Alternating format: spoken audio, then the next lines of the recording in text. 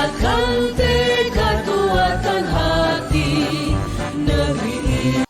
Tapi Pak, kami ada tugas demonstrasi kontekstual untuk guru penggerak angkatan 11 Kabupaten Nanggroe, dan tugasnya itu adalah harus mewawancarai kepala sekolah yang ada di sekitar sekolah kami.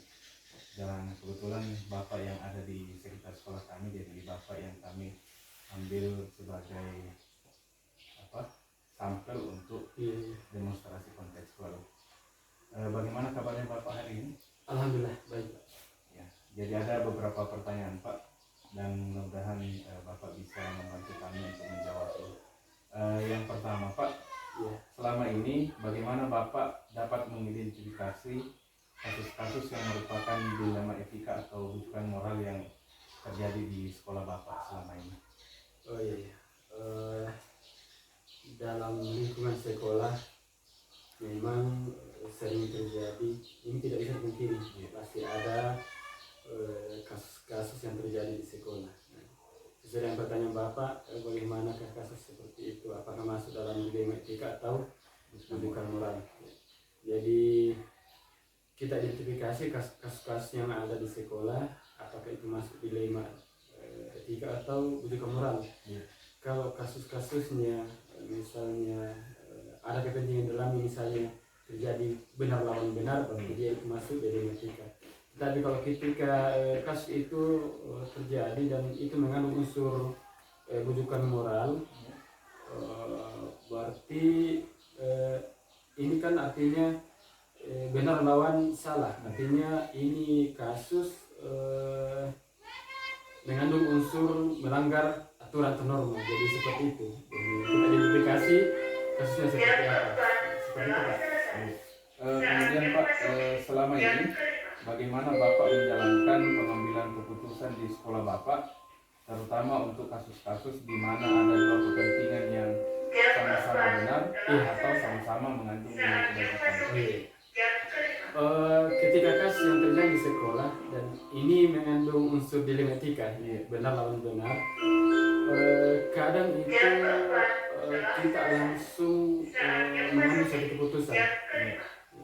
Karena ini kan kasusnya, kalau diibaratkan ini kasus ringan sebenarnya, yang bisa langsung kita selesaikan seperti itu Pak.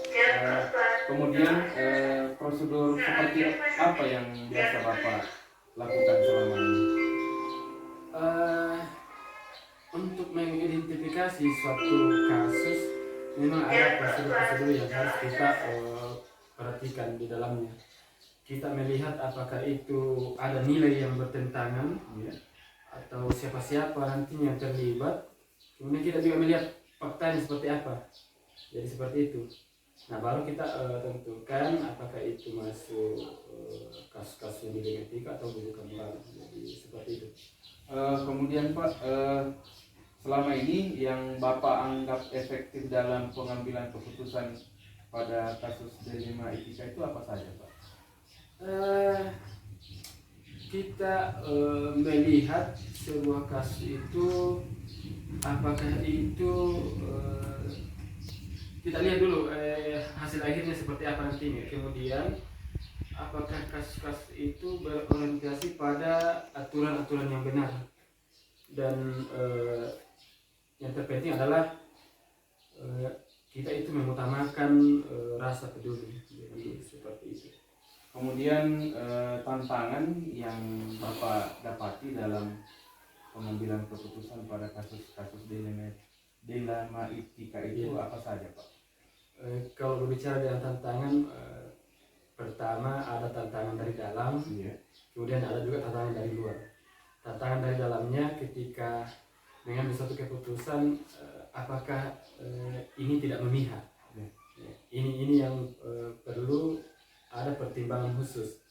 Kemudian tantangan dari luar, karena kadang kita itu mengambil suatu keputusan tetapi dipengaruhi dari luar, ada tekanan dari luar. Kemudian apakah kasus-kasus ini tidak melawan nilai-nilai yang ada dalam masyarakat, apakah ini tidak bertentangan dengan nilai yang berlaku di masyarakat tersebut. Kemudian untuk kasus-kasus tantangan ini kan kadang juga kita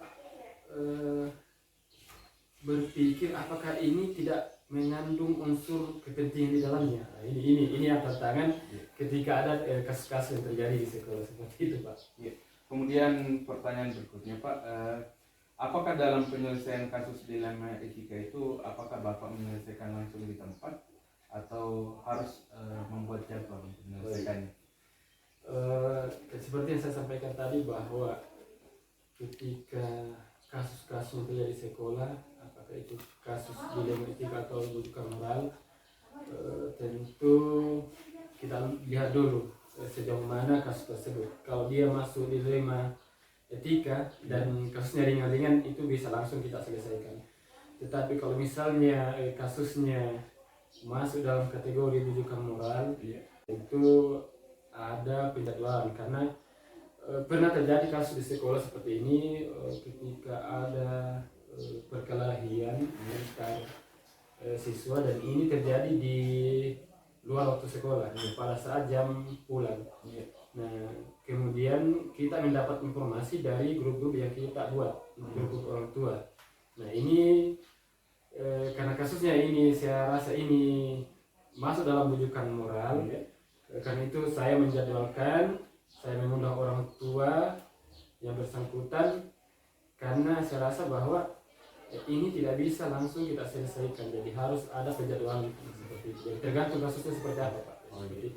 Kemudian adakah seseorang atau faktor-faktor apa yang mempermudah Bapak dalam pengambilan keputusan dalam kasus-kasus dilema etika yang selama ini terjadi di sekolah ini, Pak? Iya.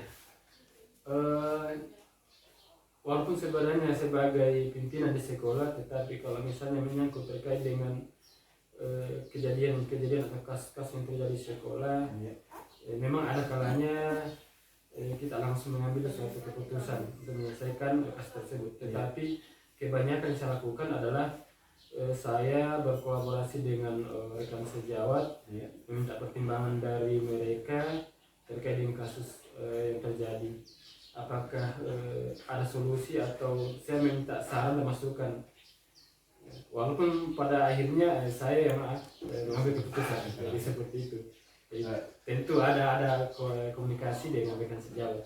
Jadi seperti itu. Kemudian dari semua hal yang Bapak telah sampaikan tadi, kira-kira pembelajaran apa yang Bapak bisa petik dalam pengambilan keputusan dilema etika? Iya, pelajaran yang bisa saya ambil, apalagi saya diingatkan kembali terkait dengan bagaimana mengatasi kasus yang ada di sekolah. Jadi saya kembali mengingat bahwa ada kasus-kasus yang hanya sebatas dilema etika, tetapi jangan itu diabaikan, karena ini mengandung masalah kebajikan. Apalagi ini kita mengambil satu keputusan, ternyata yang lain yang di satu pihak itu terselimi. Walaupun sebenarnya ini masalah dilema etika. Kemudian memang betul bahwa ketika terjadi suatu kasus di sekolah, jangan sekali-kali itu dibiarkan. Karena ketika itu dibiarkan, itu akan menjamur di sekolah. Jadi di sekolah saya, bahkan di sekolah saya, kalau misalnya terdengar dari jauh saja ada anak-anak yang mengeluarkan kata-kata kotor, langsung saya panggil, langsung diselesaikan pada saat itu. Karena kalau ini terbiasa didengar anak-anak, itu akan menjamur. Jadi itu dianggap biasa-biasa saja. Jadi ketika kita memang berupaya untuk mencegah yang seperti itu, saya yakin bahwa tidak akan terdengar hal-hal yang demikian, apalagi misalnya kalau yang kasus-kasus yang besar seperti itu. Terima kasih Pak, yang Bapak telah sampaikan dari tadi itu betul-betul merupakan pencerahan terhadap kami, apalagi sesuai dengan tugas demonstrasi kontekstual yang kami lakukan sekarang. Terima kasih Pak atas kesediaan waktunya, dan saya mengucapkan banyak-banyak terima kasih waktu Bapak, kemudian yang dijelaskan tadi Bapak itu merupakan hal yang baru bagi kami, dan insya Allah akan kami terapkan atau kami lakukan di sekolah kami nanti. Mungkin cuma itu saja Pak untuk pertemuan kita hari ini. Sekian dan terima kasih. Assalamualaikum warahmatullahi wabarakatuh. Waalaikumsalam warahmatullahi wabarakatuh. Bulatkan tekad, kuatkan hati, negeri ini memanggilmu kawan. Belajar bergerak berbagi untuk negeri, guru penggerak majukan pendidikan. Guru penggerak menghamba pada murid, kreatif rancang pembelajaran. Hargai potensi, tingkatkan prestasi, lahirkan profil pelajar Pancasila.